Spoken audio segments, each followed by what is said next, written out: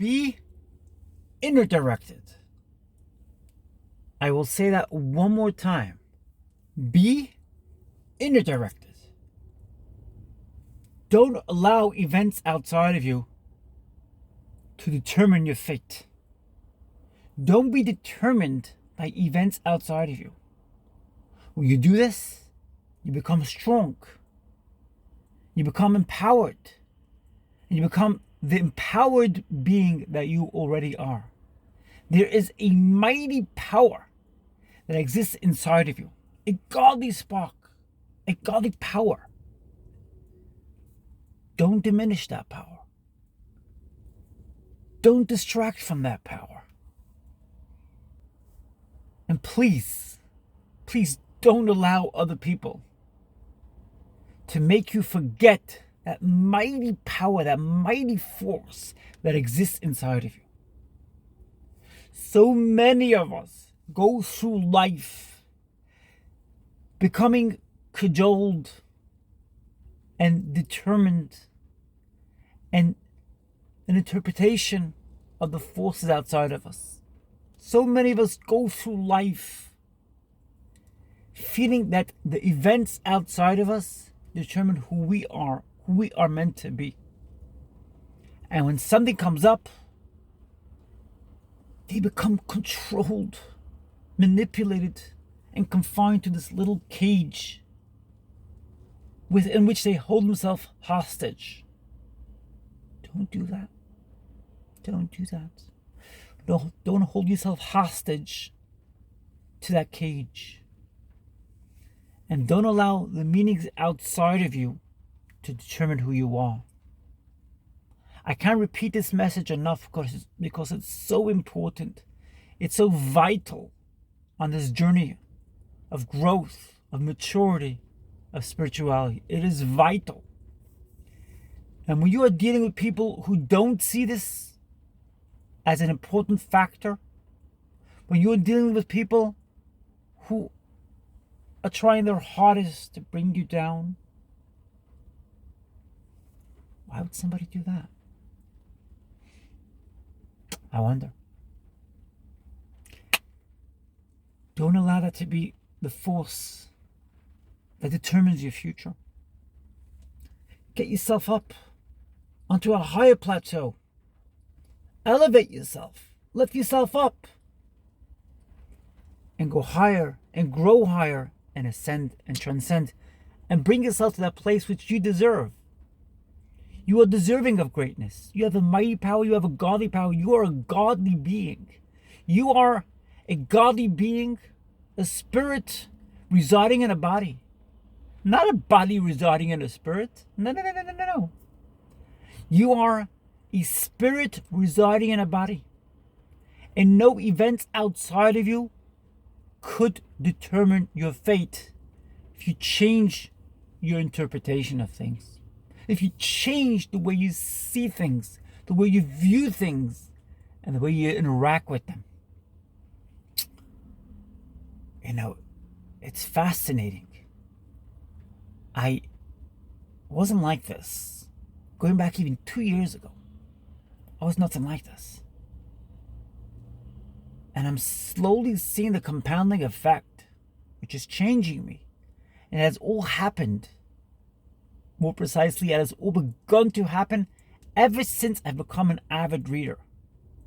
On an average day, I read from the fountain of 15 books, most of which I read out loud, and most of which I underline whilst I'm reading. And I repeat yesterday's lessons. It's very important to repeat. Repeat. Allow your brain to program those new memories, those new great ideas, which help you grow, ascend, transcend, and get you to places which you deserve to get to. You know, a lot of people work on themselves. A lot of people are determined to march on with fortitude and strength and courage. But not many people are willing to invest in themselves.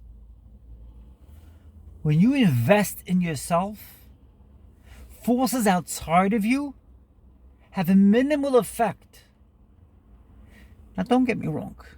Forces outside of you could still affect you, but they will have a minimal effect and for a very short time. I know I've had some pretty serious challenges this week, and I saw it was kind of getting to me, but it wasn't. One day it was, one day it wasn't. It was a few very serious challenges which I had, and I was tiptoeing with them, but I kept on investing in myself. I was reading from the Amazing Fountain so many books, and I was reading much more than 3 pages a day on the average day this week. I was reading, I was investing, I was putting more and more into my brain for that matter. Building myself up, becoming that pillar which I desired to be. When you build up your inner pillars, the forces outside of you, they will affect you, but very, very, very scarcely. They will have a very minor effect on you. They might affect you for a couple hours. You might feel that helpless feelings when certain things come up, but on a very low level, on a very shallow level. And when you build up your inner pillars, nobody could threaten you. Nobody could threaten you with rejection. When you've built up your inner pillars, it's a fascinating process that happens as a result. Nobody could threaten you with rejection. What are you going to do? Threaten me with rejection? I've been threatened with rejection already. I've had people reject me. People have threatened me with rejection, by the way, after they had rejected me. And I laughed in their face and said, what is your rejection going to do to me? But people do that because they like to force their ideas onto others. Don't get cajoled into it. Don't get trapped into it. Don't become hostage to that situation. I call being hostage to other people's situations. Don't become hostage to other people's situations. Maybe we should title this video, Don't Become Hostage to Other People's Situations. Don't become a hostage to others. And don't become a hostage to yourself. Don't allow events outside of you to determine you. And don't allow interpretations and fears and threats which you have threatened yourself to control, to manipulate, and to triangulate you into this place you don't want to be. Don't do it to yourself. Lift yourself up on a spiritual level. Lift yourself up. Ascend, transcend, grow higher. Go higher and higher and higher and higher. And when you face rejection, like I've faced, by the way, on unbelievable levels, and it's all come in the past month of March and the end of Feb, one after another, one rejection after another. But it's almost like a joke. It's almost like a comedy when I watch it and I observe it. And I've told these people, by the way, most of the people I interacted with didn't respond to me because these people simply cannot handle your energy. They are so envious of that energy which they don't have. They won't respond to your energy because they are so trapped in their ego. They're held hostage in their own ego. They obviously can't respond. They didn't respond. I conversed with them. I emailed them, whatever. They didn't respond. How could they respond when they are in that entrapped place? Don't worry. Don't worry about it. It's not your concern. It's their concern. It's their loss. Let them live with it. You just have to go higher, grow higher, ascend, transcend, and bring yourself up to a higher plateau. This week, I won't be mentioning the biblical portion of the week because I didn't actually do any studying on it. I was busy with other things this week. There's a beautiful festival of Purim coming up in a couple of days, which I don't mind talking about.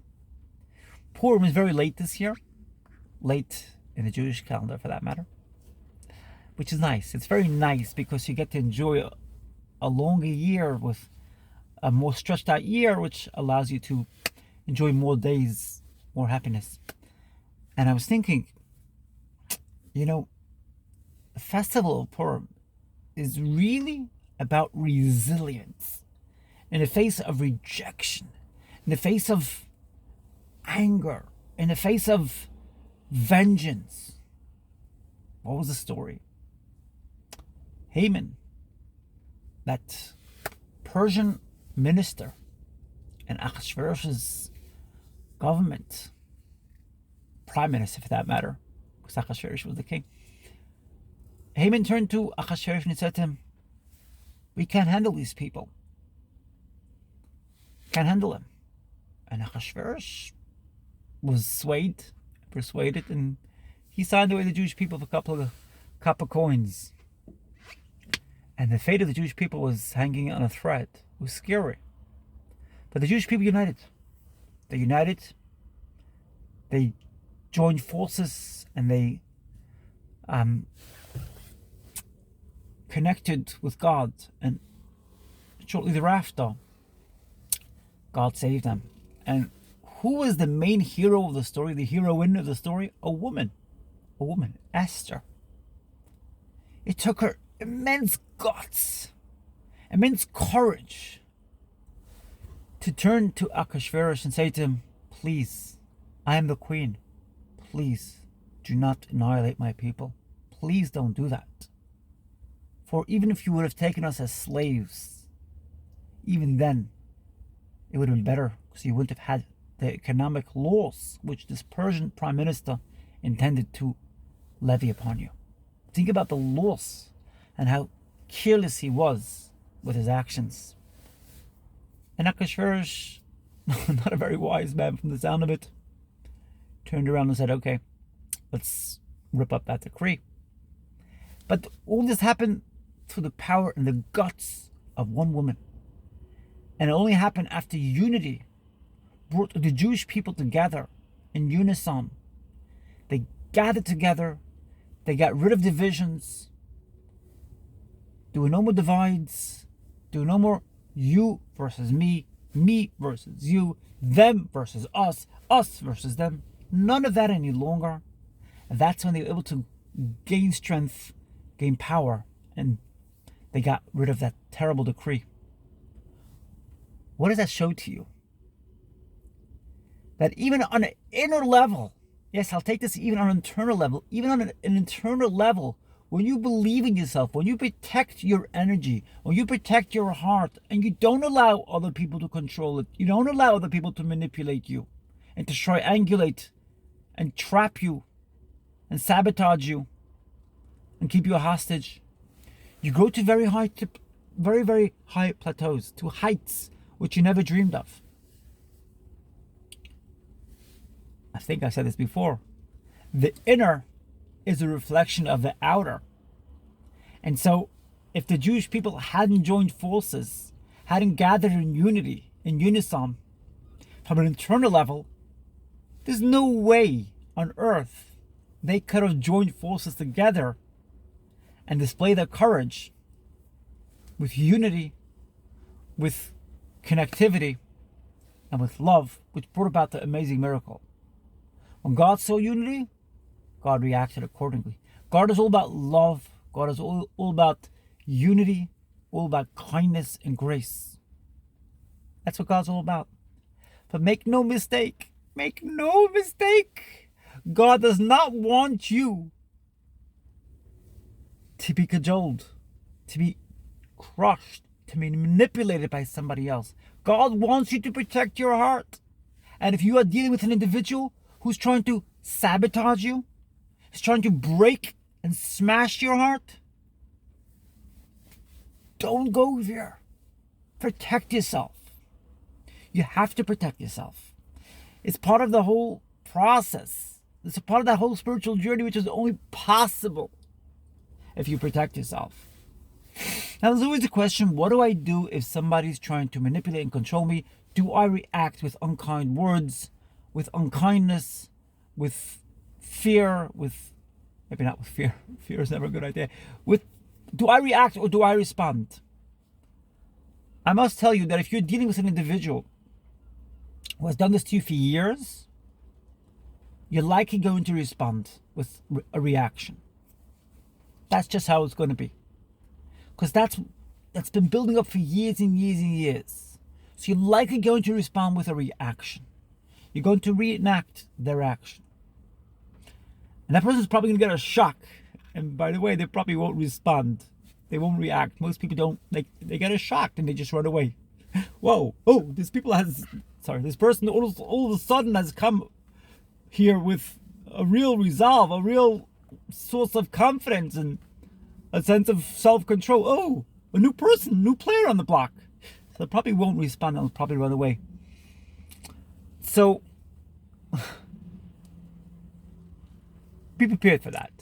Be prepared that if you're going to, when you stand up for yourself, at the first point, you're likely going to react. And there's going to be quite a bit of discomfort as a result. It's not comfortable what happens in such situations. Be prepared for that. But it's the next time when that person does come back to you, they might not necessarily come back to you because they got a shock. Very often they get a shock and they go running.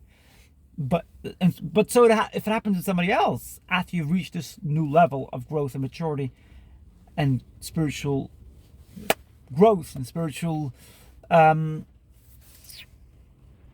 attainment, the next time respond. The next time think it through and be wise. Be kind and be wise. I would advise you to respond, not to react.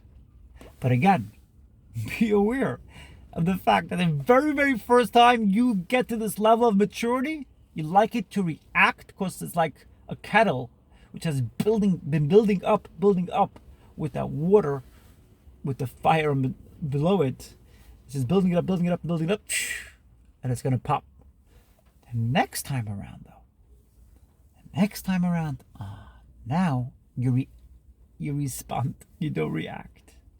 Respond means you deliver your message with wisdom and do it slowly, with calculation. I was thinking, a couple of days ago, I went to the beautiful beach and I saw an unbelievable sunset. And I thought to myself, how is it that when the sun sets, there's such beauty all around? There's such beautiful light all around, and the lights change colors. But then as it decreases in light, as light decreases for that matter, you see less and less and less and less light, and eventually there's no light at all. And all those beautiful colors are gone. And if you want light, you have to create your own. Why is it that way? Why is it that way? And why is it that when there is no sunshine, like in a day like today, the sun comes and the sun goes, and you see very little difference in light? I was thinking, light has the power to illuminate whenever it is present. And although on a day like today, when the sun is going to go, you're going to see boop. Nonetheless, you're going to see a difference. Because light always has the power to illuminate. As long as there's a light burning inside of you, as long as there's a godly spark inside of you, it has the power to illuminate. When you remove that godly power, when you allow somebody else to drag you down. I had an interesting experience yesterday. Somebody said to me, "You are responsible to what happened to me." I beg your pardon. You are responsible for what happened to me. Something happened, some experience I had in business. And I turned to him and I said, "No, actually, I'm not responsible. But I'll take ownership, although I'm not responsible. Because I had light inside of me." Keep your light inside of you. Allow it to flicker, allow it to keep on burning. And when those without light come along your path, keep on showing your light. But be aware, of course, when you're first going to start showing your light, you're going to react because it's been building up inside of you like that kettle, the water in the kettle. If it happens the first time, even if they yell at you, "How dare you interact with me that way? How do you?" Don't worry about it. Allow their shouts to be. But the next time when you talk, be that source of light. Be that source of light. And allow that source of light to be illuminated all around you. And don't allow it to ever be extinguished. That's my powerful message today. I love you all. Thanks so much, Mike, for your amazing, amazing heartfelt comments. I've grown so much from the insights you have shared in the comment section. Thank you. And thank you, Beth, for your amazing comments in the past. And thank you so much for the amazing new subscribers who have come on board on this amazing channel. We are on the process, on the journey of growth, of maturity, and spiritual elevation. I love you. I look forward to your amazing comments. I look forward to your amazing likes. And I look forward to your amazing new subscriberships. Thank you. I love you. Have a great week ahead. And have a great festival if you celebrate Purim. Thank you. I love you.